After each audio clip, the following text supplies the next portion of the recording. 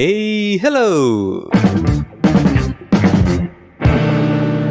Balik lagi di channel Spoiler Moon. Dan ya, kali ini kita akan lanjutkan lagi pembahasan untuk spoiler komik Magic Emperor, tentu dari light novelnya. Kali ini kita masuk ke part 30 yang diambil dari bab 241 sampai dengan 245. Ya. Nah, di sini nanti kita akan mendengar bagaimana si Sofan itu hampir mati.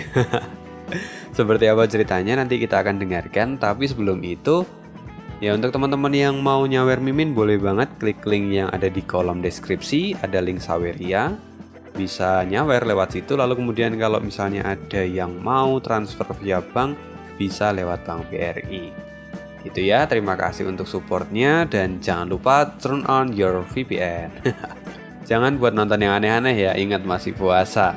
Jadi ya buat nonton channel ini supaya nanti pendapatannya bisa sedikit lebih meningkat. Terima kasih sebelumnya. Dan kita akan lanjutkan lagi spoilerannya, yang mana di part sebelumnya kita tahu kalau si Zuofan dan juga si anak kecil itu terserap ke dalam lubang hitam yang ada di Ngarai Luolei, gitu ya. Nah, sekarang apa yang akan terjadi pada mereka? Kita langsung aja dengarkan part 30. Blar, blur, blur. Sanggap aja kayak gitu suara petirnya. Jadi suara petir bergemuruh. Dan itu terus-menerus menyambar tanpa henti. Di tengah kekacauan ini, Zuofan membuka matanya secara perlahan. Wajahnya kini masih terlihat pucat pasi dan tubuhnya pun lemah. Saat dia melihat ke atas, di sana terlihat seperti sebuah kubah yang berwarna hitam pekat dengan sebuah lubang berwarna merah tempat mereka masuk tadi. Dari dalam dapat dilihat kilatan petir ungu yang terus menyambar tanpa henti. Namun, kubah ini seolah-olah melindungi mereka dari petir ungu tersebut. What? Apa ini? Apakah ini sisa-sisa peninggalan Kaisar Surgawi? Kata Zuofan. Lalu muncul senyuman di wajahnya. Meskipun dia saat ini sedang terluka, tapi dia tidak bisa menyembunyikan kegembiraannya ini. Menemukan peninggalan dari Kaisar Surgawi itu adalah sebuah jackpot yang sangat luar biasa. Setelah itu dia melihat ke sekeliling. Di sana dia hanya bisa menemukan beberapa gunung batu yang tampak berdiri tegak. Dan nampaknya tempat ini tidak terlalu menjanjikan. Meski begitu, Zuofan sama sekali tidak merasa kecewa. Dia tahu bahwa Kaisar Surgalah yang membuat tempat ini. Maka pasti akan ada banyak hal berharga yang tersembunyi di tempat ini. Memikirkan hal ini, Zuofan kemudian bangkit dan mulai menjelajah ke sekeliling. Tapi setelah dia bangun, dia tersadar bahwa saat ini tubuhnya terasa sangat berat, seolah-olah ada sesuatu yang menempel pada tubuhnya. Dia mulai sedikit panik dan berpikir bahwa mungkin saja itu adalah lintah yang besar. Setelah itu, dia menoleh ke arah bawah dengan wajah yang sedikit ngeri, dan dia menemukan seorang anak kecil yang sedang memeluknya dengan erat. Melihat ini, Zuofan bernafas lega. Ternyata itu bukanlah lintah seperti yang ia pikirkan. Dia hanyalah si anak kecil yang saat ini sedang tertidur pulas. Lalu Zuofan mengelus-elus kepalanya dengan lembut. Merasakan belayan itu, anak itu terbangun. Kamu sudah bangun?" katanya. Zuofan mengangguk dan tersenyum setelahnya. Setelah itu petir kembali terdengar dan anak itu menjadi ketakutan. Setelahnya dia membenamkan kepalanya di dada Zuofan lagi. Dia memegang Zuofan dengan begitu erat, seolah-olah dia tidak mau kehilangan Zuofan. Zuofan hanya bisa menghela nafas panjang dan menggelengkan kepalanya tanpa daya. Kini dia tidak lagi bisa melihat sisi bocah nakal yang tidak terkalahkan itu. Kini anak ini tidak lebih seperti anak kecil yang sedang ketakutan. Setelah itu Zuofan berkata dengan lembut, "Tidak perlu khawatir. Di tempat ini petir-petir itu tidak akan bisa menjangkaumu. Kamu tidak perlu merasa takut. Jadi ayo lepaskan aku dan biarkan aku berkeliling sebentar." "Tidak," kata anak itu sambil menggelengkan kepalanya dan memegang Zuofan dengan erat-erat. "Aku takut dengan petir ungu ini. Jangan lepaskan aku." Mendengar ini, Zofan hanya bisa tersenyum pahit sambil menggelengkan kepalanya. Ayolah, kamu jauh lebih kuat daripada aku. Seharusnya aku yang berlindung padamu. Ayo lepaskan aku. Anak itu pun bergumam. Diamlah. Bau tubuhmu itu seperti bau ayahku, jadi aku nyaman di pelukanmu. Kamu tidak perlu menggerutu. Hah? Ayah? Zofan tampak terkejut. Apa kamu punya ayah? Katanya. Anak itu melirik Zofan dengan pandangan yang seolah-olah mengatakan, ya punyalah, aku juga manusia anjing. Apa kau pikir aku terlahir dari batu? Melihat tatapan ini, Zofan merasa canggung. Lalu kemudian dia berkata, maafkan aku tidak bermaksud begitu. Aku hanya penasaran apakah ayahmu masih hidup atau tidak. Karena dia pasti sangatlah kuat jika dia masih hidup sekarang. Anak itu kemudian menjawab, entahlah, lagi pula aku belum pernah melihat ayahku sejak aku lahir. Wajah anak itu tampak kesepian. Zofan pun menjadi bingung setelah mendengar hal ini. Melihat Zofan yang kebingungan, anak itu kemudian berkata, ayah yang kumaksud adalah ayah angkatku. Nama keluargaku adalah Gu, karena itu aku diberi nama Gu Santong. Di dalam keluargaku ada ibu dan ayah lalu 2 orang anak. Saat itu aku sedang dikejar-kejar oleh iblis pembunuh dan aku tidak tahu harus pergi kemana. Di saat itu juga aku diselamatkan olehnya. Dia juga telah memberiku bahan obat setiap hari lalu mengangkatku sebagai anak. Oh, jadi namamu itu adalah pemberiannya? Tanya Zofan. Gu Santong mengangguk dan senyuman hangat muncul di wajahnya. Benar. Dulu keluarga kami adalah salah satu keluarga terpelajar di dalam kekaisaran. Dia juga menjabat sebagai salah satu petinggi di dalam kekaisaran. Meski jabatannya tidak terlalu tinggi, namun banyak orang yang menghormatinya. Setelah dia menemukanku, dia kemudian mengangkatku sebagai anak ketiganya dan memberiku nama itu. Dia juga mengajariku berbagai macam hal seperti membaca ataupun menulis. Dulu aku bercita-cita untuk menjadi salah satu orang penting di kekaisaran. Namun, sepertinya itu mustahil. Zofan segera menyahut, wah, gila, tindakannya itu pasti membawa nasib baik bagi keluarganya. Dengan menjadikanmu sebagai keluarga, maka mereka pasti dalam waktu singkat dipromosikan menjadi salah satu keluarga besar di kekaisaran. Lagi pula kamu bisa membuat ke-7 pilar kewalahan meski kamu sendirian. Zofan memujinya begitu banyak. Namun Gu Santong menghela nafas. Ekspresinya berubah menjadi sedih. Tidak, akulah yang membunuh mereka. Jika bukan karena aku, mereka pasti tidak akan mati. Zofan tercengang. Dia segera mengetahui apa alasannya. Setelah perintah pembasmian iblis itu dijatuhkan atas nama anak ini, pastinya keluarga akan dibantai oleh aliansi dari ke-7 pilar.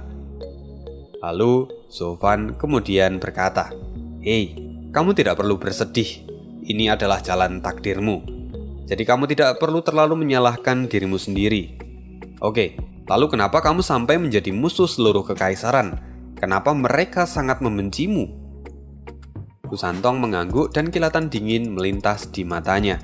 Sepertinya sebuah kenangan buruk bangkit dari dalam hatinya. Setelah dia menghela nafas panjang, dia pun berkata, akulah yang salah. Sebelumnya aku sudah berjanji padanya untuk tidak mencari masalah dengan ke-7 pilar, tapi aku sudah melanggarnya. Mendengar ini, Zofan kemudian berkata, tapi saat itu kamu masih kecil. Seharusnya tidak ada yang bisa menyalahkanmu jika kamu mencari masalah. Itu adalah hal yang biasa untuk anak-anak. Namun Gu Santong menggelengkan kepalanya. Tidak, itu tetap menjadi salahku. Ayah selalu menasihatiku supaya aku menjadi orang baik dan supaya aku bisa mengontrol emosiku. Namun aku tidak bisa mengontrolnya. Kini mereka sudah tidak ada dan aku masih terus mengingat nasihatnya. Aku tidak akan pernah bisa melupakannya.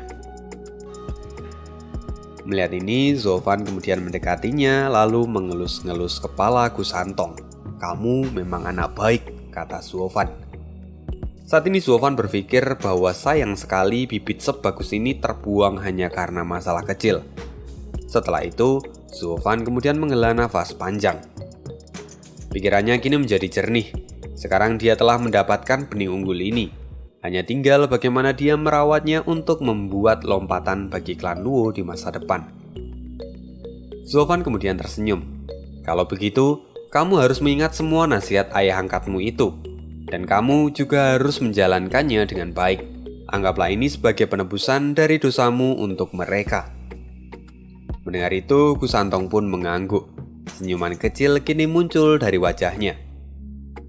Ngomong-ngomong, kamu tadi mengatakan kalau aku seperti ayah angkatmu. Bagian mana yang mirip dari kami berdua? Kata Zuofan sambil tersenyum. Wajah Gusantong langsung memerah. Dia menjadi sedikit malu, tapi dia kemudian menjawabnya. Saat kamu memelukku tadi. Ketika petir gila itu menyambar, kamu tanpa ragu memelukku, dan di saat itu aku seolah melihat wajah dari ayah angkatku yang mencoba melindungiku. Oh, begitu. Aku mengerti sekarang, kata Zuofan sambil tersenyum. Meskipun sebenarnya Zuofan melakukan itu untuk kepentingannya sendiri, namun ternyata itu justru membawa berkah lain baginya. Andai saja anak ini tidak se-OP itu, maka mungkin Zuofan tidak akan mau mengorbankan tubuhnya seperti ini. Karena kesalahpahaman ini, akhirnya Zuofan mendapatkan ide yang cemerlang. Dia kemudian menatap Gusantong dan berkata, "Hei adik kecil, bagaimana jika aku menjadi ayah angkatmu yang kedua?" Gusantong tidak menolaknya, malah dia terlihat malu-malu saat ini. Tapi untuk menutupi itu, dia kemudian berkata, "Kenapa aku harus menganggapmu sebagai ayah angkatku? Bahkan umurku sudah lebih dari 300 tahun. Itu jauh lebih banyak daripada umurmu yang baru lahir kemarin sore. Bukankah akan menjadi aneh kalau kamu menjadi ayah angkatku?" Zuofan kemudian menjawab dengan santai, "Memangnya apa yang aneh? Meski umurmu sudah 300 tahun lebih, tapi kamu masihlah anak-anak di dalam hatimu. Kamu masih membutuhkan seseorang untuk mengajarimu dan melindungimu. Lagi pula, ini mungkin adalah takdir. Takdir yang mempertemukan kita, dan juga ini membuat aku merasa senang kalau aku bisa memiliki seorang anak sebaik dirimu." Zuofan setelah mengatakan itu pun tersenyum. "Benarkah?" kata Gusantong. Matanya tampak berbinar-binar. Zuofan tersenyum melihat persetujuan dari Gusantong ini. Mulai hari ini, dia akan menjadi anak dari Zuofan, yang artinya Zuofan memiliki anak Saintama di bawah perintahnya. Dengan begini, kebangkitan klan Luo hanya tinggal masalah waktu saja. Zuofan merasa sangat bahagia. Namun tiba-tiba euforianya itu pun hancur saat Gusantong kembali berkata, "Tapi jika kamu menjadi ayah angkatku, memangnya apa untungnya untukku?" Mendengar ini, Zuofan hampir muntah seteguk darah. Dia terlalu munafik dan menganggap kalau semuanya sudah berjalan sesuai dengan rencananya. Jauh di dalam hatinya, kini dia mengutuk anak ini. Setelah itu Zuofan menghela nafas dalam-dalam dan kemudian tersenyum lagi. "Aku tidak tahu apakah ini akan memberikan keuntungan untukmu atau tidak. Tapi aku pasti akan melindungimu." "Hah? Melindungiku? Memangnya kamu bisa?" Kata-kata Gusantong ini langsung memberikan tamparan yang keras bagi Zuofan. Bagaimana tidak, saat ini Gusantong adalah orang terkuat di seluruh kekaisaran. Memangnya apa yang bisa mengancam dia? Jika itu memang bisa mengancam nyawa Gusantong, maka Zuofan pun pasti tidak akan bisa melindunginya. Ya, itulah kenyataannya. Kekuatan mereka terpaut sangat jauh.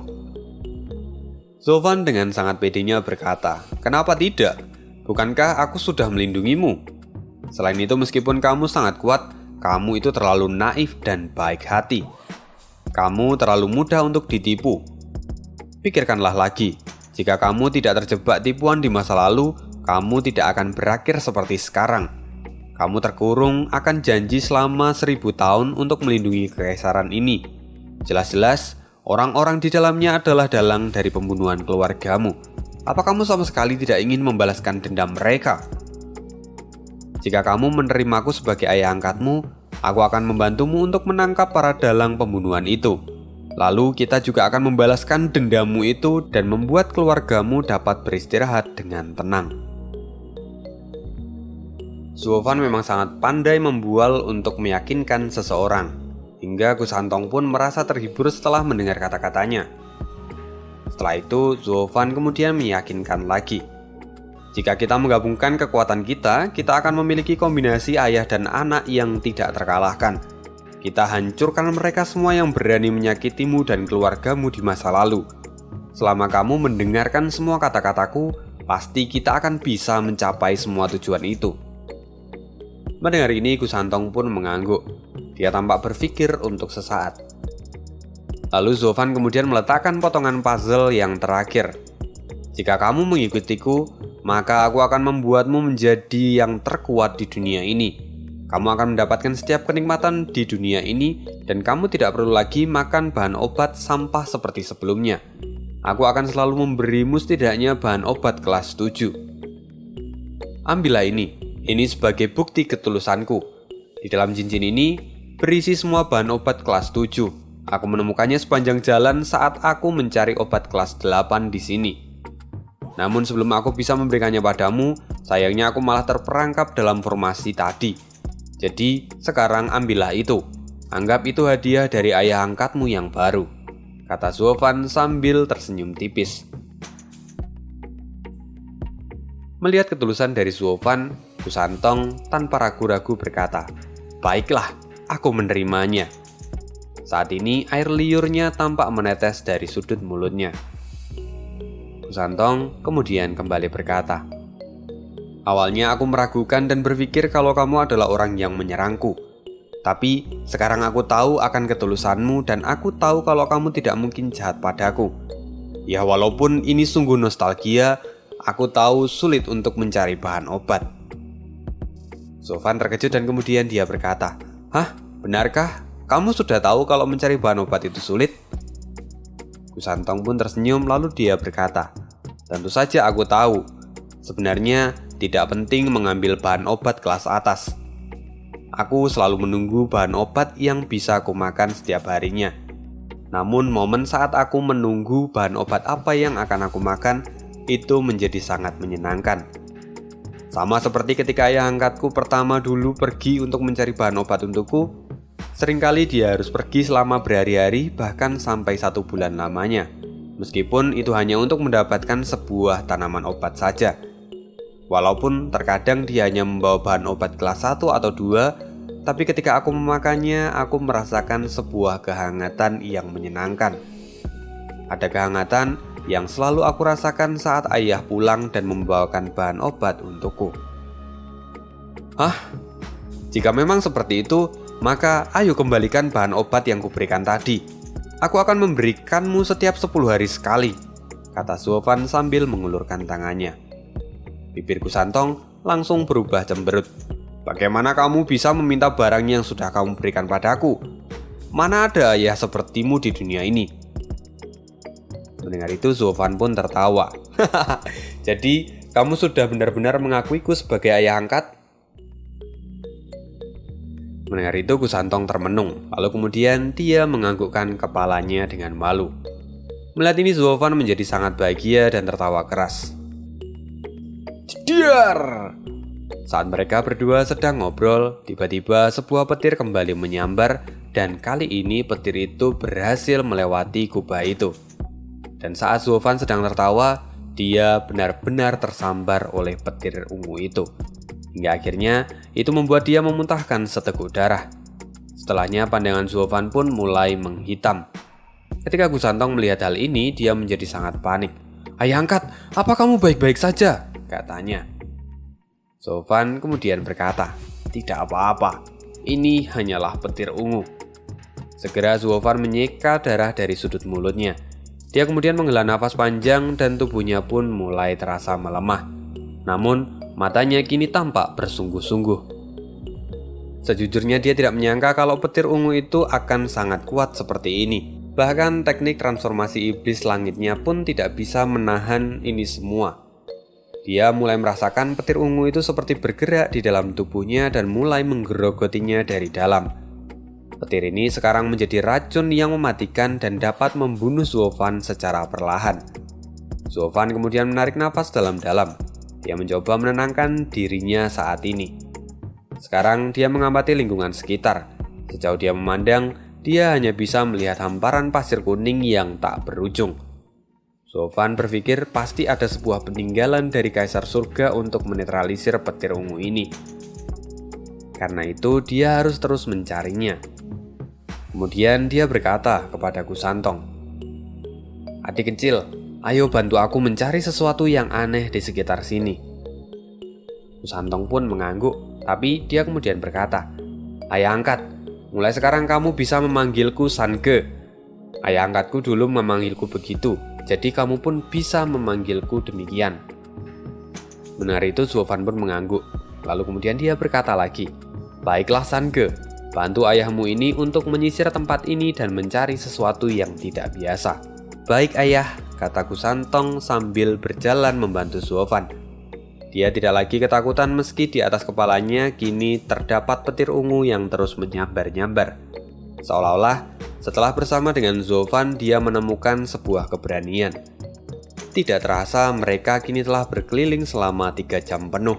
Namun mereka sama sekali belum bisa menemukan apapun selain pasir yang tak berujung.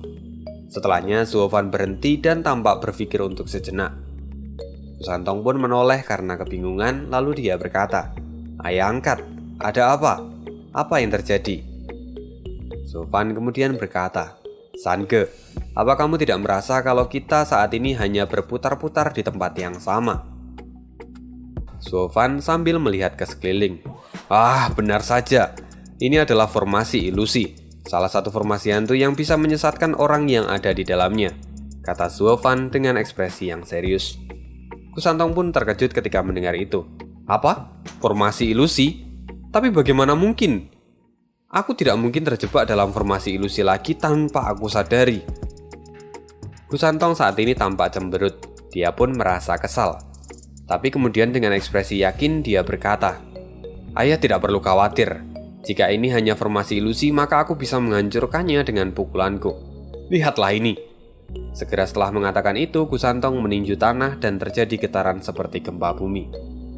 Meski efek pukulannya itu sangat kuat, namun semua itu hilang dalam sekejap seolah tidak terjadi apa-apa. Kusantong pun ditelan oleh rasa terkejut. "Bagaimana mungkin?" katanya. Sebelumnya dia tidak pernah sekalipun gagal seperti ini. Sofan kini hanya tersenyum dan menggelengkan kepalanya, seolah dia memang sudah menebak hasil akhir dari tindakannya itu. Ya, lagi pula formasi ini memang adalah peninggalan dari Kaisar Surgawi, jadi itu sudah wajar. Kaisar Surgawi adalah salah satu dari kaisar terkuat di zaman kuno, maka kekuatan fisik pun tidak akan mungkin cukup untuk bisa menghancurkan formasi ini. Sofan kemudian berkata, "Sange, jangan sia-siakan usahamu. Kemarilah dahulu, aku ingin bertanya beberapa hal padamu. Kamu harus menjawabnya dengan jujur. Yang ingin kutanyakan, apakah kamu pernah datang ke sini sebelumnya?" Kusantong segera menggelengkan kepalanya dan wajahnya tampak bingung. Melihat ini tentunya Sofan keheranan dan bertanya-tanya di dalam hatinya. Lalu, kenapa dia bisa setakut ini dengan petir ungu? Jika dia tidak pernah melihatnya, maka seharusnya dia tidak ketakutan seperti ini. Tidak, ini adalah kali pertama aku melihat petir ungu ini. Tapi rasanya memang cukup aneh, seperti aku takut akan hal ini sejak lama. Aku sangat benci petir, tapi aku tidak takut pada mereka. Namun saat aku mendengar suara petir ungu ini, seolah-olah seluruh tubuhku tidak mau bergerak dan aku merasa sangat ketakutan. Mendengar ini, Sofan pun merasa kalau ini benar-benar aneh. Seharusnya petir ungu itu hanya akan ditemukan di Ngarai Luole. Jadi bagaimana mungkin dia ketakutan pada sesuatu yang bahkan belum pernah ia temui? Sofan tampak bergumam. Bagaimana ini bisa terjadi? Apa ini adalah ingatan dari para leluhur, pikirnya. Mungkin ini adalah satu-satunya kemungkinan yang bisa Sofan temukan saat ini. Kemudian Sofan kembali berkata lagi, "Sange, kamu sangatlah kuat, jadi aku ingin tahu siapa gurumu." "Aku tidak punya guru," jawabnya dengan singkat. "Hah? Lalu bagaimana kamu bisa mencapai ranah surga yang mendalam 300 tahun yang lalu?" tanya Sofan kebingungan. Kusantong kemudian menjawab, Itu aku tidak tahu. Lagi pula, sejauh yang kuingat aku sudah berada di ranah itu sebelumnya. Aku tidak pernah belajar dari siapapun dan aku hanya memakan bahan obat saja untuk bertambah kuat." Mendengar hal ini, Zovan semakin merasa terkejut. Lalu kemungkinan lain pun muncul di benak Zovan. Jangan-jangan sedari awal anak ini memang bukan manusia. Zovan belum bisa memastikan ini, namun tidak ada alasan lain yang lebih masuk akal daripada kemungkinan ini. Lagi pula beberapa spesies hewan surgawi yang memiliki kultivasi tinggi itu dapat berevolusi dan mengambil bentuk menjadi manusia. Meski ada kemungkinan dia akan kehilangan ingatannya. Setelah itu pikiran Zovan memikirkan berbagai macam hal hingga suara Gusantong memecahkan lamunannya. "Ayah angkat, aku punya ide. Ayo gunakan hidungku. Dulu saat aku terjebak dalam ilusi aku juga menggunakan hidungku untuk bisa keluar. Ayo, aku akan memandumu dan menemukan jalan keluar." Tampak Gusantong sangat percaya diri saat mengatakan itu. Zovan tersenyum dan dia menggelengkan kepalanya. Dia tahu bahwa formasi ini juga tidak akan bisa semudah itu untuk ditaklukkan. Saat Zovan berpikir bahwa itu juga tidak akan berakhir, tiba-tiba suara Gusantong kembali terdengar. "Ayah, aku menemukan bau yang akrab bagiku. Ayo ikuti aku." Zovan kembali dibuat terperangah. "Apa? Bagaimana bisa?" kata Zovan dalam hati. Ayo, ini jalan keluarnya," kata anak kecil itu sambil berjalan dengan cepat. Zovan mengamatinya, kemudian dia berjalan mendekati Gusantong. Lalu saat itu Gusantong memegang tangannya dan dia pun kemudian mencondongkan badannya ke depan. Seperti dia ini sedang menjatuhkan dirinya ke kasur. Dan ketika itu Zovan tertarik dan saat seharusnya mereka menabrak pasir, tapi ternyata mereka tidak jatuh dan berjalan di tanah yang datar. Zovan benar-benar terkejut ketika melihat pemandangan ini. Sekarang dia dapat melihat bahwa sebenarnya tempat itu hanya berdiameter 1 mil dan mereka berada dalam kubah yang kecil. Sekarang wilayah itu tidak lagi berpasir, melainkan tanah berwarna merah tua. Zovan kemudian mengambil sebagian dan menciumnya. Dan betapa terkejutnya dia ketika dia mengetahui bahwa tanah itu memiliki aroma darah yang sangat kental. Sekarang, sukacita melanda hati dari Zovan. Dia tidak hanya menemukan Ngarai Luwolei yang adalah salah satu tempat paling misterius di benua ini, namun dia juga bisa sampai sejauh ini. Tetapi pada saat yang sama, suara tangisan tiba-tiba terdengar di telinganya. Zovan merasa heran dan saat dia menoleh ke belakang, di sana ada sebuah pilar cahaya berwarna merah dan tepat di depannya terlihat si Gusantong saat ini sedang menangis sejadi-jadinya. Zovan segera mendekatinya dan wajahnya pun tampak bingung, lalu dia pun bertanya, "Sange, ada apa denganmu?" Sambil menggelengkan kepalanya, Gusantong masih menangis, tapi dia tampak ragu-ragu lalu berkata, "Aku tidak tahu, aku mencium bau ini dan sepertinya aku tertarik padanya. Namun saat aku sampai di sini, aku merasa sangat sedih sekali." Zovan merasa heran, kemudian dia mengamati pilar berwarna merah itu.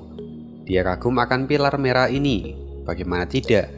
Pilar ini menjulang tinggi bahkan sampai menembus kubah yang melindungi mereka. Ada 12 tingkatan petir ungu di sana, namun tidak ada satupun dari mereka yang bisa menyentuh pilar ini. Seolah mereka itu menghindarinya.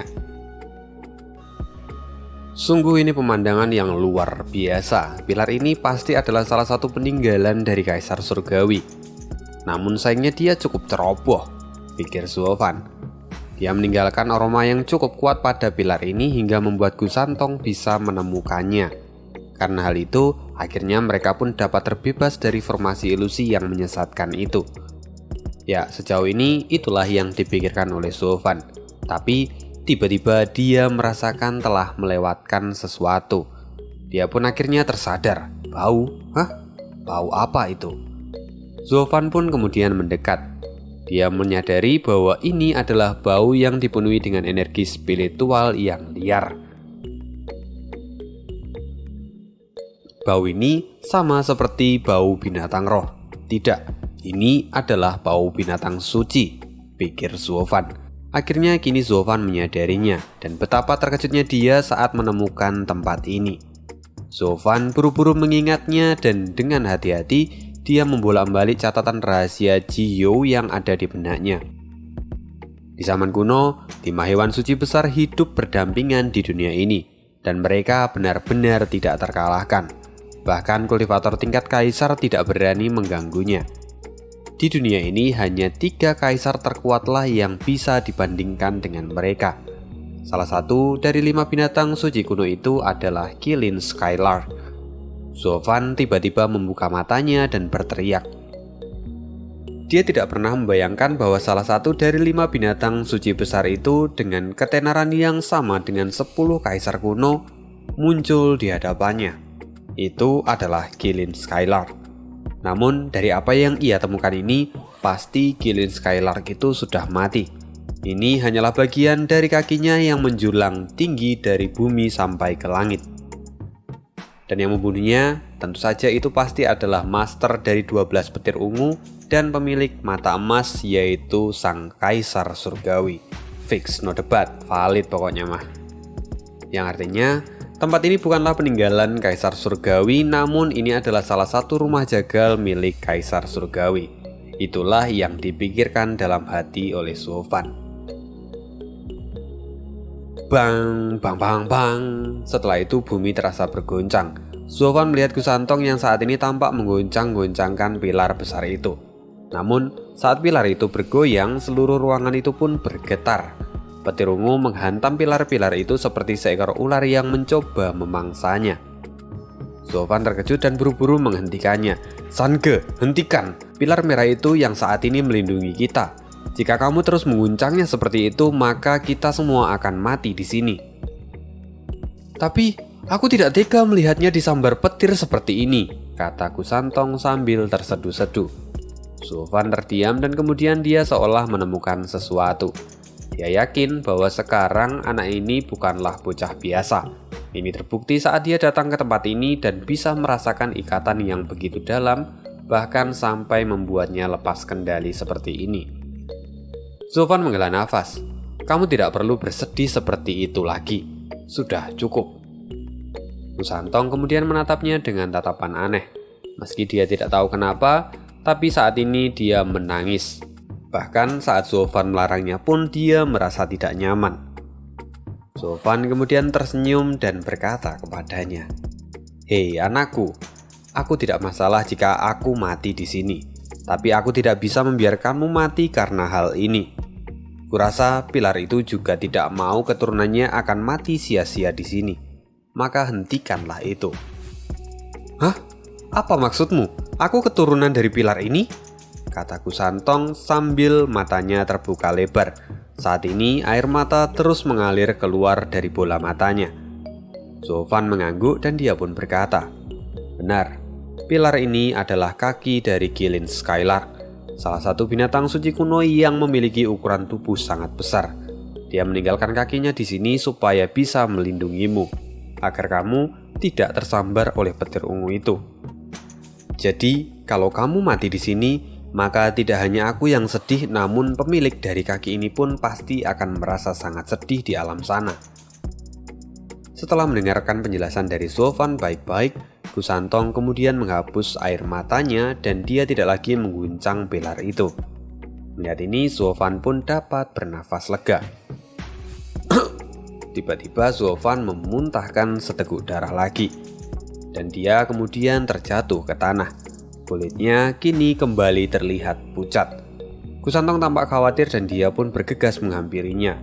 Namun Zofan segera melambaikan tangannya dan berkata, "Tampaknya racun petir ungu di dalam tubuhku menjadi lebih parah. Aku harus segera menemukan relik peninggalan Kaisar Surga untuk menyelamatkan hidupku."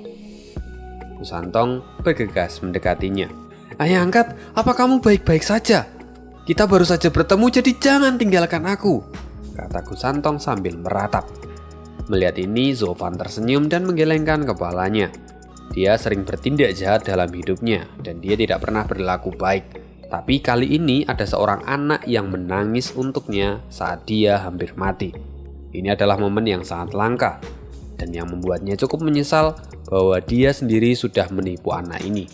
Sayang sekali, pikirnya dalam hati. Setelah itu Zofan menghela nafas pelan dan memberikan cincin penyimpanannya lalu meletakkan itu di jari Kusantong, seolah itu adalah warisan untuknya. Dia kemudian tersenyum dan berkata, "Ada banyak bahan obat di dalam cincin itu untukmu. Sekarang kuharap kamu bisa tumbuh dengan cepat dan dengan kekuatanmu kamu pasti bisa lari dari tempat ini." "Ayah angkat," kata Kusantong sambil berjongkok. Air matanya mengalir dengan deras dan dia merasa sangat sedih. Zofan kemudian menyeka air mata dari Kusantong. Lalu setelahnya dia mengeluarkan telur Thunder Skylark dari cincinnya. Dia kemudian berkata, "Setelah aku mati, aku takut kamu akan bosan di sini sendirian. Maka terimalah telur ini dan rawat dia seperti adikmu sendiri." Namun setelah itu tiba-tiba telur burung itu mulai pecah. Zofan pun menjadi terkejut. "Sial, telur ini benar-benar menetas dalam waktu yang cepat," kata Zofan. Lalu tiba-tiba teriakan burung keluar dari dalam cangkang itu dan memenuhi langit. Cangkang telur itu pun kini mulai pecah berantakan dan kepala burung itu pun keluar dari sana. Namun berbeda dengan Thunder Skylark pada umumnya, burung ini saat ini berwarna ungu. Ketika dia melihat Kusantong, entah kenapa Kusantong merasa takut dan segera berlari ke belakang Zofan. Zofan pun memandangnya dengan sedikit perasaan aneh. "Burung ini adalah saudaramu, kamu tidak perlu takut.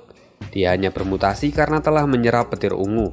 Bukankah ini luar biasa?" kata Zofan. Burung kecil itu tampak terlihat mengedipkan sepasang matanya dan melihat ke sekeliling. Ketika dia melihat Zofan, dia menganggapnya sebagai ibunya. Lalu dia mengepakkan sayapnya dengan gembira dan melompat keluar. Tapi karena dia baru saja lahir, tentu saja dia tidak bisa terbang. Dan dia tampak bersusah payah mendatangi Zofan lalu menggosok-gosokkan wajahnya ke tubuh Zofan. Zofan menatap burung kecil itu, kemudian dia pun tertawa. Setelahnya, sambil tersenyum, Zofan berkata, "Binatang kecil, kali ini kamu lahir di Ngarai Luole. Kamu akan menerima manfaat yang besar di sini. Rata-rata Thunder Skylark hanya akan tumbuh menjadi makhluk roh tingkat 6. Namun setelah kamu menyerap petir ungu ini, aku tidak tahu lagi seberapa tinggi tingkatan yang bisa kamu capai di masa depan. Sayangnya aku tidak memiliki kesempatan untuk menyaksikan itu." "Ayah angkat, tangkap dia, jangan biarkan dia mendekatiku," kata Kusantong dengan sangat ketakutan, seolah-olah dia itu bertemu dengan musuh bebuyutannya. Zofan tidak bisa menahan tawa, namun setelah beberapa saat dia menghela nafas lagi. "Sange, apa yang kamu takutkan? Petir ungu di dalam tubuhnya itu adalah akibat dari evolusinya. Itu tidak akan bisa menyakitiku apalagi menyakitimu. Selain itu sekarang aku sudah sangat lemah.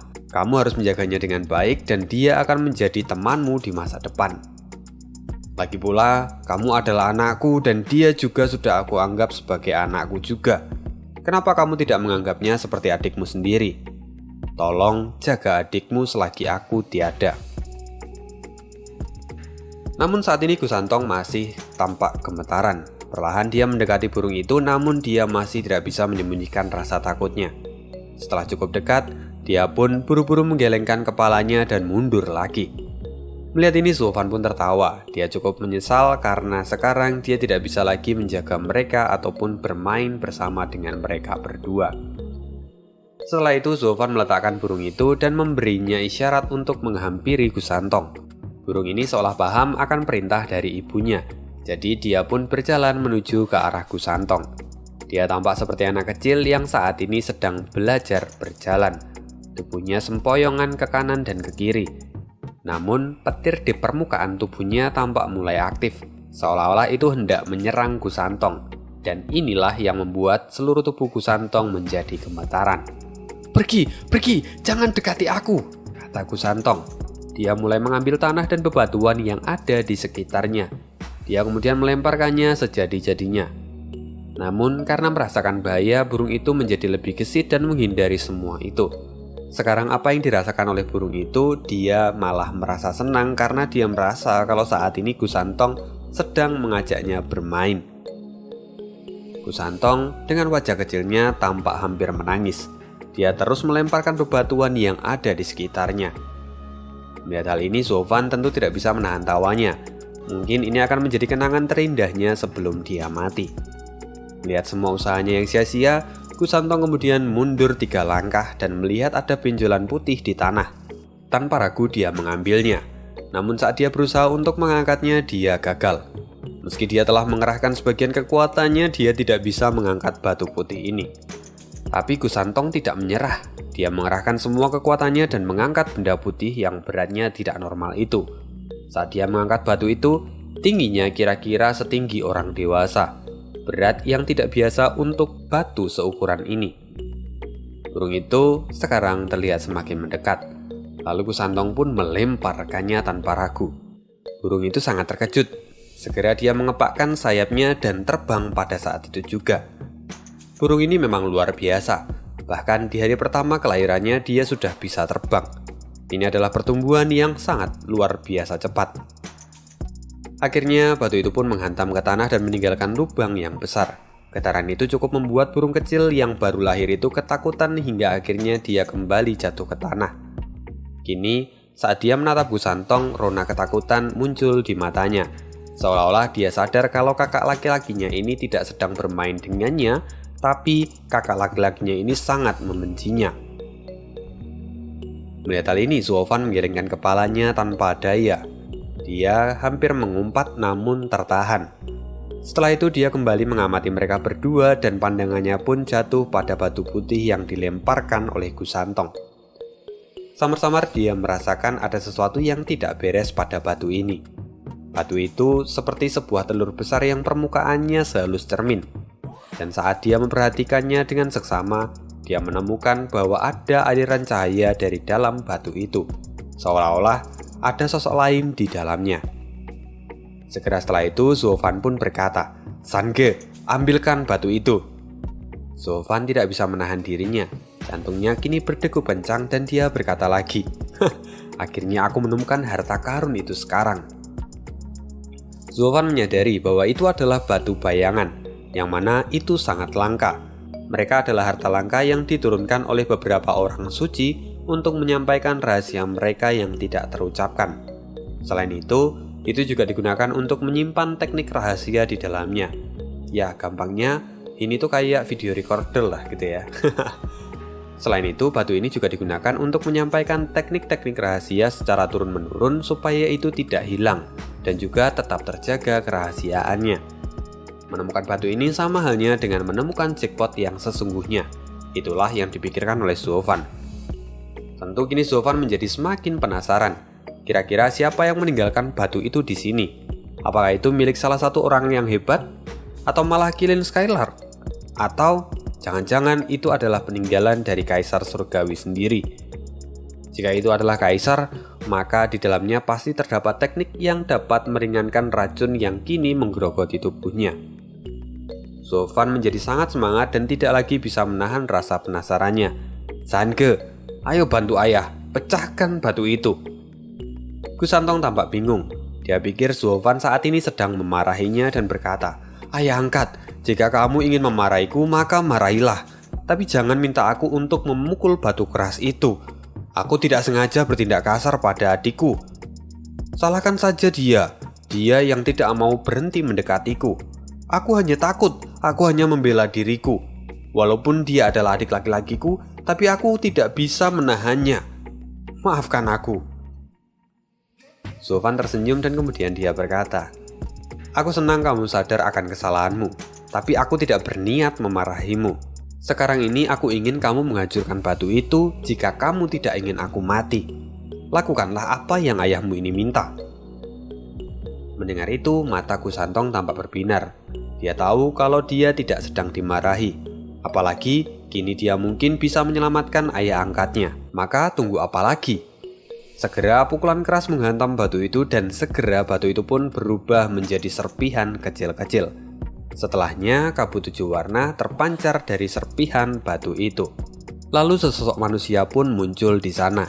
Itu adalah seorang pria yang sepintas terlihat seperti orang yang berusia kira-kira 20 tahunan. Tapi raut wajahnya tampak serius. Kilatan cahaya ungu keluar dari mata kanannya.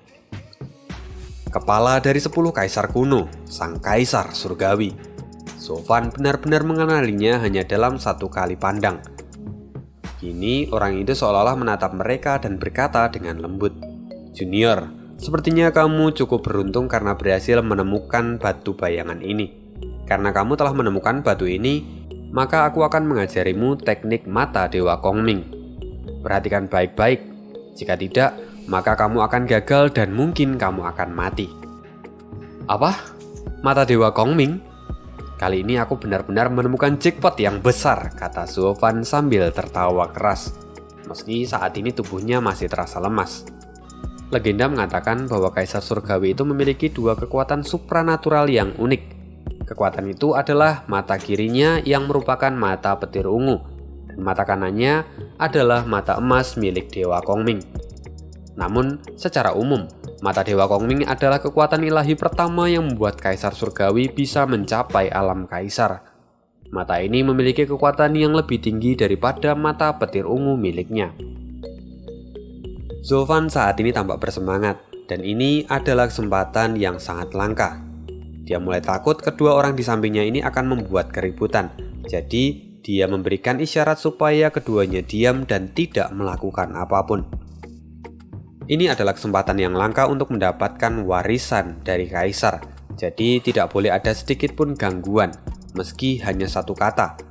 Karena jika sampai dia melewatkannya, maka dia pasti akan menyesalinya seumur hidup, bahkan jika dia bereinkarnasi lagi. Kemudian, bayangan itu kembali berkata, "Mata Dewa Kongming adalah kekuatan magis tertinggi dalam seni bela diri. Pertama-tama perhatikan kehampaan, dan kehampaan adalah suatu yang memiliki potensi tak terbatas. Kehampaan itu tidak selalu kosong dan tidak selamanya kosong. Bla bla bla bla bla."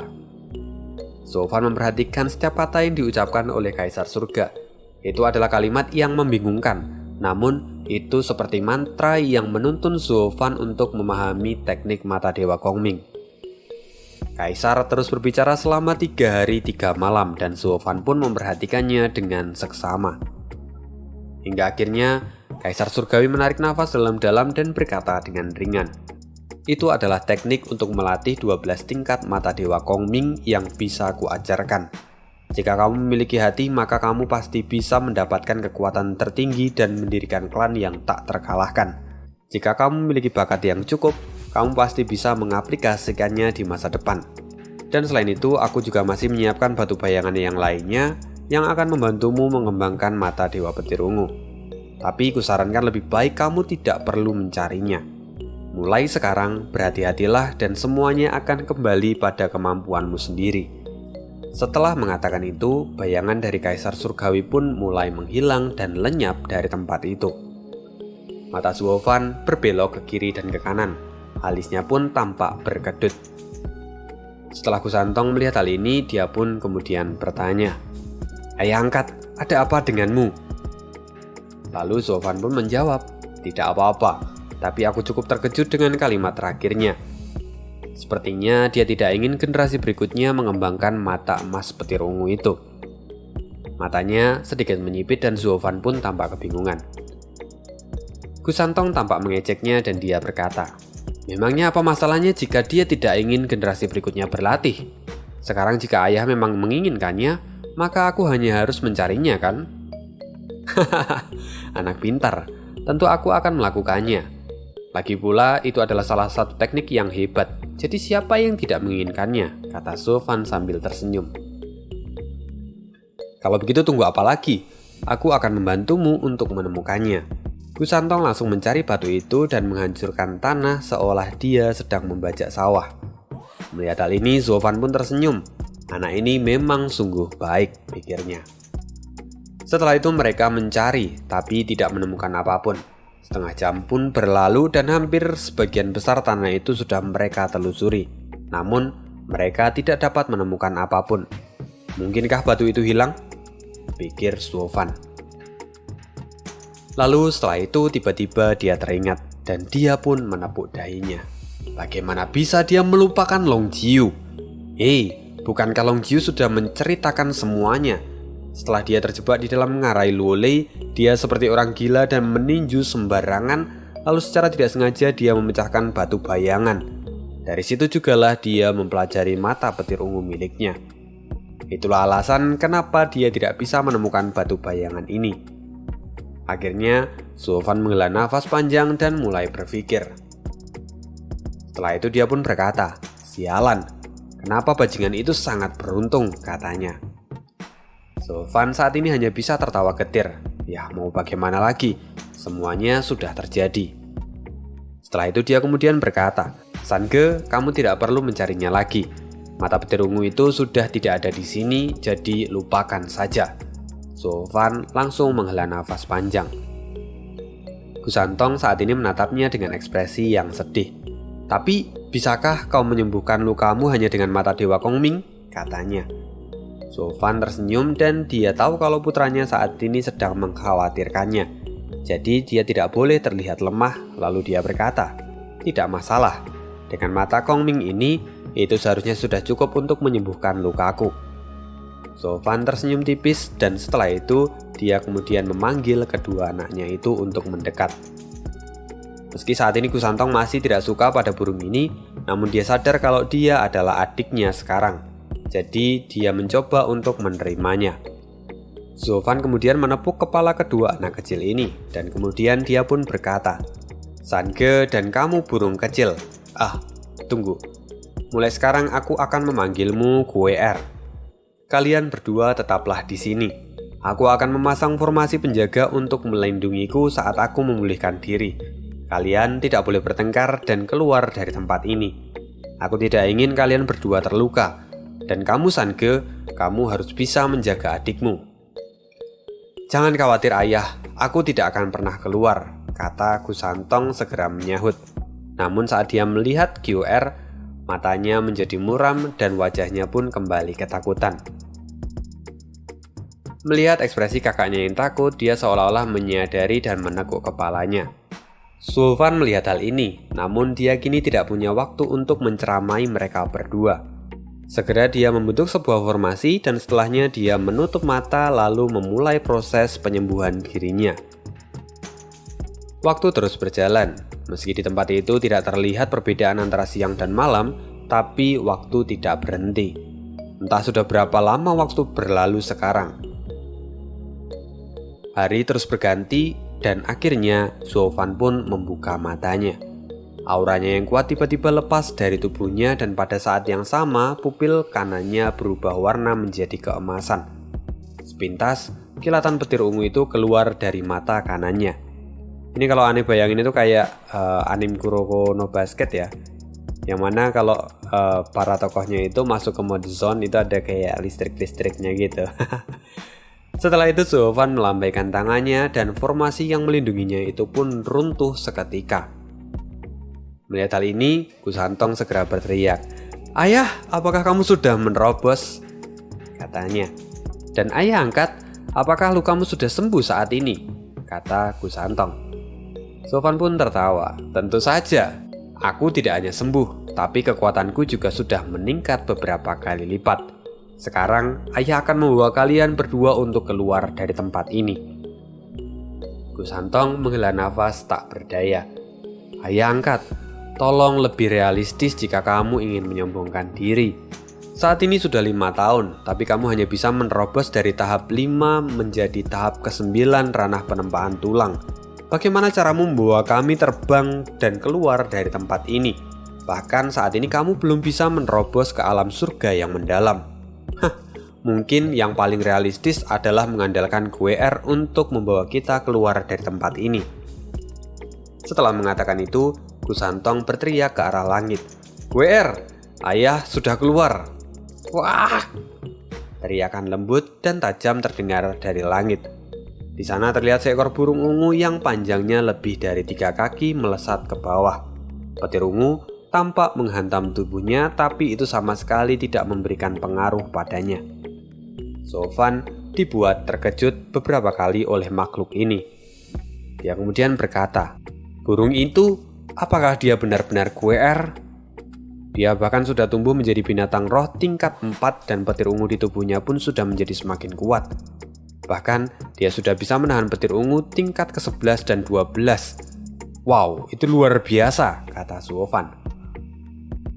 Kusantong kemudian menjawab, awalnya aku juga khawatir, tapi sepertinya petir itu menjadi sumber makanan baginya. Petir itu benar-benar diserap olehnya dan sama sekali tidak mempengaruhi tubuhnya. Mendengar itu mata Suofan tampak berbinar dan dia pun berseru di dalam hatinya. Kini putra angkatnya adalah sosok monster yang menguasai seluruh kekaisaran. Dan di sisi lain, binatang roh miliknya pun telah tumbuh menjadi monster yang menakutkan. Bahkan dia tidak takut pada 12 tingkat petir ungu. Dia tidak tahu seberapa kuat lagi makhluk ini akan tumbuh di masa depan. Suofan kemudian melihat ke arah Kusantong dan berkata, Sange, apa kamu sudah menghabiskan bahan obat yang kuberikan padamu? Kusantong kemudian menjawab, sebenarnya aku hampir menghabiskannya di tahun pertama. Aku juga membaginya pada GWR. Namun saat aku berpikir aku tidak tahu cara untuk keluar, maka aku mulai menghematnya. Sudah 3 tahun aku belum makannya lagi. Aku benar-benar kekurangan gizi sekarang, kata Kusantong sambil memegangi perutnya dengan wajah yang sedih. Suofan kemudian menepuk pundaknya dan tersenyum. Tidak masalah, kali ini ayah akan membawamu keluar. Oh ayolah. Ayah hanyalah seorang kultivator penempaan tulang tahap 9. Bahkan jika kamu sembuh, kultivasimu itu masih terlalu lambat, kata Kusantong sambil mengejeknya. Dia kemudian berkata lagi, ayah tidak perlu memikirkannya lagi. Kita bisa hidup di sini sambil mencari jalan keluar lainnya. Selama itu, kita bisa meminta GWR untuk keluar dan mencari bahan makanan serta bahan obat untuk tetap bertahan hidup di sini. Ayah tidak perlu khawatir, kata Kusantong. Mendengar ini wajah Suofan pun memerah. Dia merasa sangat kesal saat ini. Sebagai seorang ayah, mana mungkin dia bisa membiarkan putranya berakhir menyerah seperti ini. Setelah itu Suofan pun berkata, Sange, kamu terlalu meremehkan ayahmu ini.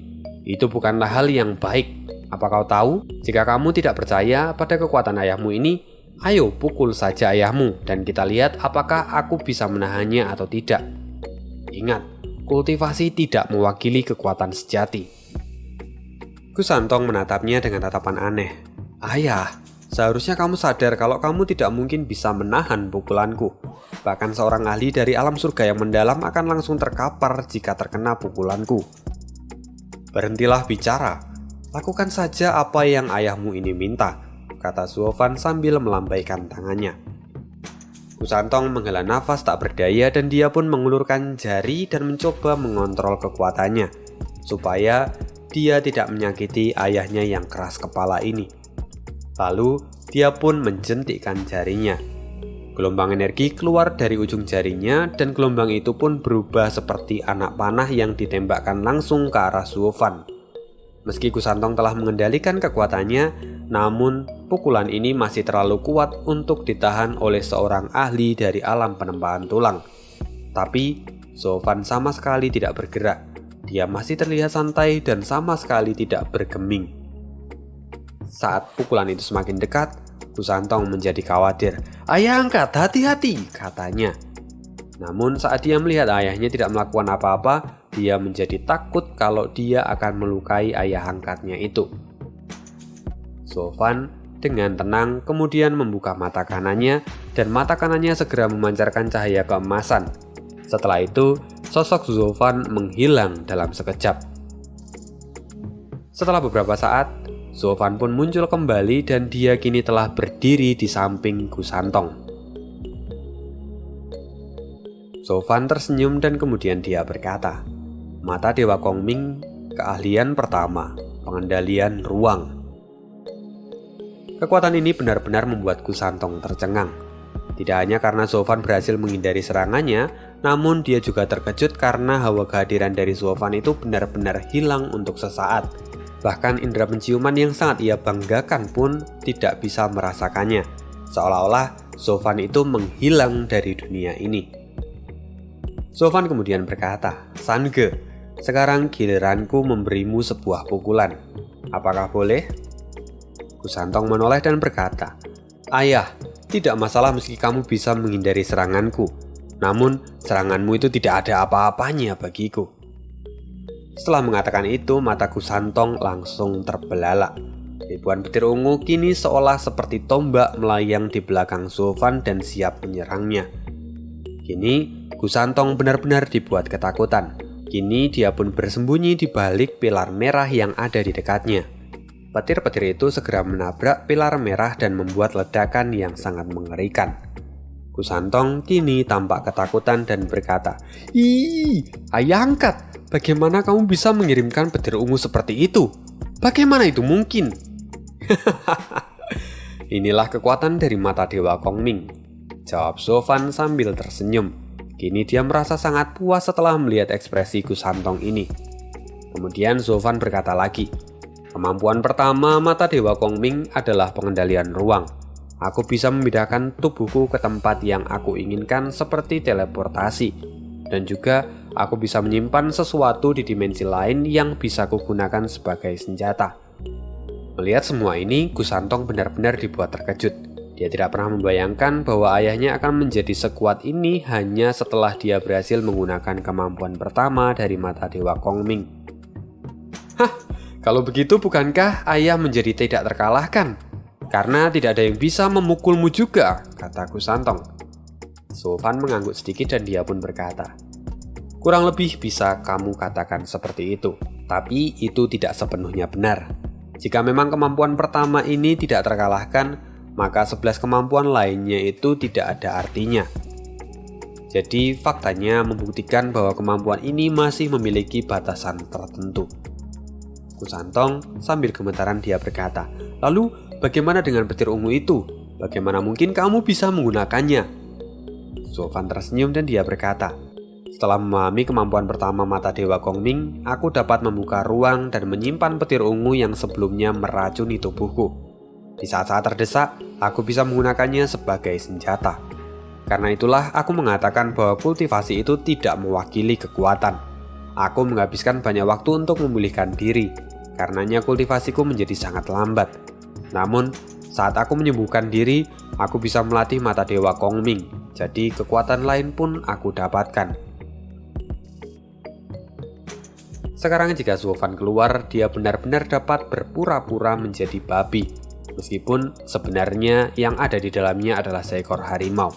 Musuh yang tidak waspada pasti akan meregang nyawa di tangan Sofan. "Lalu, bagaimana dengan kemampuan kedua mata Dewa Kongming? Bisakah ayah menunjukkannya juga padaku?" kata Kusantong yang saat ini tampak antusias. Namun Sofan terbatuk. "Kultivasi mata Dewa Kongming sangatlah sulit, dan aku saat ini baru bisa mempelajari kemampuan pertamanya. Jadi, kemampuan keduanya aku belum menguasainya." Setelah mendengar hal ini, tampak kekecewaan di wajah Kusantong. Sofan hanya bisa menggaruk kepalanya tanpa daya dan kemudian dia tertawa. Setelah itu, Sofan kemudian mencairkan suasana lagi. Namun, meskipun kemampuan mata Dewa Kongmingku ini masih tingkat pertama, aku bisa mengeluarkan kalian dari tempat ini. Dengan begitu, kamu pun bisa memakan bahan obat sepuasmu." "Wah, itu keren," kata Kusantong. Dia tampak melompat kegirangan. Pada saat ini, QR tampak mengepakkan sayapnya dan terbang di depan Sofan. Lalu dia mengitarinya dengan penuh semangat. Sofan pun tersenyum lalu dia memandang QR lalu berkata, "Sekarang kamu harus bersembunyi dulu di dalam cincinku. Jangan melawan ya, nanti aku pasti akan melepaskanmu lagi." QR mengepakkan sayapnya dan dia tampak gembira. Lagi pula cincin itu dibuat dari mayat ibunya, jadi ada ikatan batin antara mereka berdua. Segera setelahnya, QR pun masuk ke dalam cincin itu. Ketika tiba giliran Kusantong, dia ragu-ragu, dan kemudian dia melambaikan tangannya lalu berkata, "Ayah angkat, tunggu sebentar." Kusantong berbalik dan menghadap pilar besar yang ada di tempat itu. Dia kemudian berlutut dan menundukkan kepalanya 3 kali. Kali ini matanya pun dibanjiri oleh air mata. "Meski aku tidak tahu kamu siapa, tapi aku merasakan kita memiliki ikatan yang tidak biasa. Aku tidak tahu kenapa kamu mati, tapi aku merasa sangat sedih saat tahu kamu sudah mati. Sekarang aku harus pergi meninggalkanmu sendirian. Maafkan aku tidak bisa lagi berada di sampingmu." Kuharap kamu akan baik-baik setelah aku pergi, kata Kusantong. Setelah itu Kusantong pun menyeka air matanya dan berbalik ke arah Suovan. Setelah itu Kusantong pun masuk ke dalam cincin itu juga. Kini Suovan sendirian menatap pilar raksasa itu. Setelah beberapa saat menghela nafas, dia pun berkata, "Gilin Skylark, aku bukanlah orang yang baik, tapi aku juga tidak mau ikut ambil bagian dalam perselisihanmu dengan Kaisar Surga. Sekarang, kamu sudah mati dan kakimu juga sangat berharga, maka maafkan aku jika aku menjadi serakah. Apalagi sebagai ayah angkat anak itu, aku masih harus melakukan sesuatu untuknya." Setelah itu Suovan menarik nafas dalam-dalam dan dia menghantam pilar itu dengan tangannya. Segera pilar itu bergetar dan langsung jatuh yang mengakibatkan gempa yang luar biasa. Runtuhnya pilar itu membuat kubah yang ada di sana pun hancur. Petir ungu langsung mengamuk dan langit pun menjadi gelap. Suovan segera bergegas. Setelah mencium bau amis, dia mencabik-cabik pilar itu. Lalu dengan lambaian tangannya, dia mendapatkan kaki dari Gilin Skylark lalu memasukkannya ke dalam cincin. Kemudian, sebelum petir-petir itu menyerang dirinya, dia menghilang dan menghindari semuanya. Dan dalam sekejap, Suovan pun bisa mencapai ujung Ngarai Luole. Mata kanannya kini berwarna keemasan dengan sangat indah. Akhirnya, kini dia melangkah keluar dari Ngarai Luole. Wajahnya tampak tenang. Wajahnya yang tenang kini disinari sinar rembulan yang indah. Suovan pun kemudian berkata, "Akhirnya aku berhasil keluar. Meski aku tidak tahu di mana ini, tapi aku datang kembali." Setelah mengatakan itu, dia menarik nafas dalam-dalam dan membuatnya merasa lebih tenang. Kini Ngarai Luole yang selalu berpindah-pindah dari waktu ke waktu telah menghilang tanpa jejak. Setelah dia keluar, semuanya menjadi lebih mudah. Setelah itu, Suovan pun melambaikan tangannya dan mengeluarkan Kusantong serta QR. Melihat citra dunia luar yang familiar ini, Kusantong benar-benar terpukau. Sedangkan QR, ini adalah pertama kali dia menjejakkan kaki di dunia ini. Jadi dia pun merasa sangat bahagia. Dia tampak terbang berkeliling saat ini. Suovan kemudian memandang Kusantong dan berkata, "Sange, aku punya hadiah untukmu." Kusantong tersenyum lalu dia berkata, "Apa itu? Aku masih memiliki bahan obat, jadi kamu bisa memberiku lagi di lain waktu." Suovan tersenyum dan dia pun berkata, "Anak bodoh, benda ini jauh lebih penting daripada bahan obat yang kamu bawa."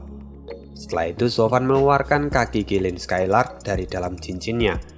Kaki raksasa itu pun muncul dan kilatan cahaya petir seolah menjadi dekorasi di sekelilingnya. Kusantong tampak terkejut. Matanya langsung dipenuhi dengan air mata.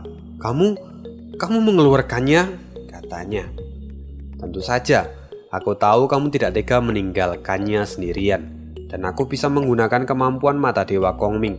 Jadi ini bukanlah hal yang sulit." "Terima kasih," kata Kusantong sambil menyeka air matanya. Dia membungkuk dalam-dalam pada Suovan. Sekarang, Kusantong memiliki perasaan yang lebih dalam pada Suovan. Bahkan kini dia sudah menganggap Suovan itu seperti orang tua kandungnya sendiri. Setelah beberapa saat, dia melihat ke arah Suovan dan dia bertanya, "Ayah angkat, bisakah kamu menyimpannya lagi untukku?" Suovan pun kemudian berkata, "Kenapa kamu tidak menyimpannya sendiri? Tapi baiklah, aku akan menyimpannya. Ingat, di masa depan kamu harus menjaganya dengan tanganmu sendiri. Tapi jika ada yang membahayakanmu karena hal ini, kamu harus melepaskannya, karena nyawamu itu jauh lebih penting," kata Suovan. "Baik," jawab Kusantong sambil tersenyum dengan sepenuh hati. Suovan kemudian menarik kembali kaki Gilin Skylark itu. Setelah itu, Kusantong kembali berkata, "Oh iya, ayah angkat. Kita sudah keluar dari tempat ini. Sekarang kita mau pergi kemana?" Suovan mengambil nafas dalam-dalam dan dia melihat ke kejauhan. Dengan senyuman yang aneh di wajahnya, dia pun berkata, Sudah 5 tahun. Ini adalah waktunya untuk turnamen 100 aliran dimulai. Aku akan ikut ke sana dan bersenang-senang. Aku ingin melihat para monster yang dirumorkan itu. Apakah mereka benar-benar sekuat itu? Oke, sekian dulu spoileran kali ini. Thank you banget untuk yang mendengarkan sampai akhir ya. Bonusannya durasi ya men ya. Belum bisa ngasih bonusan di hari yang lain. Jadi bonusannya dalam bentuk durasi. Ini durasinya cukup lama. Dan thank you banget yang udah nonton sampai akhir. See you again di next video. Sampai jumpa lagi. Dan ya, kalau misalnya ada yang mau nyawer boleh banget klik link yang ada di kolom deskripsi. Yang mau transfer juga boleh. Ada rekening BRI. Ya, begitu. Gue ucapin terima kasih banget. Dan see you again di video-video berikutnya. Bye.